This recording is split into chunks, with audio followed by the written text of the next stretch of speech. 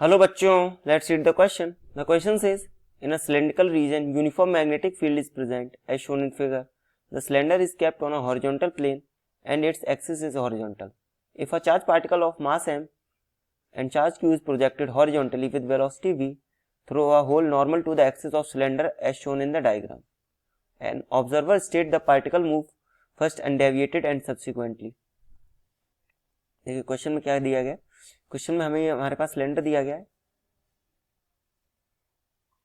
अब बोला गया है कि हमारा पार्टिकल यहाँ से एंटर कर रहा है v वेलोसिटी के साथ.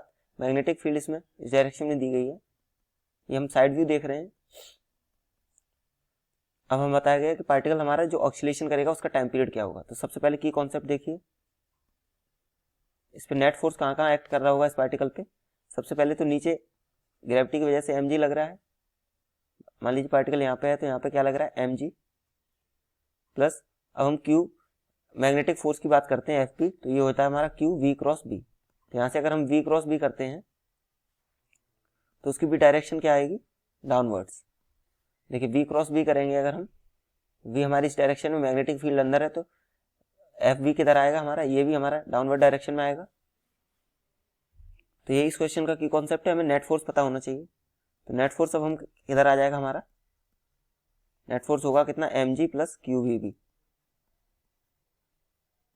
ये होगा हमारा डाउनवर्ड. देखिए अब हमारा नेट फोर्स अगर हमारा डाउनवर्ड होगा, बट हमें यहाँ पे क्या बोला गया है, देखिए अब यहाँ पे हमें ऑसिलेशन का टाइम पीरियड पूछा गया. Oscillate inside cylinder along a horizontal diameter passing through axis of cylinder with time period. देखिए अगर हॉरिजॉन्टल एक्सिस के अबाउट हमें अगर ऑसिलेशन करवाना था तो इसका नेट फोर्स किधर आना चाहिए था, इस डायरेक्शन में और इस डायरेक्शन में.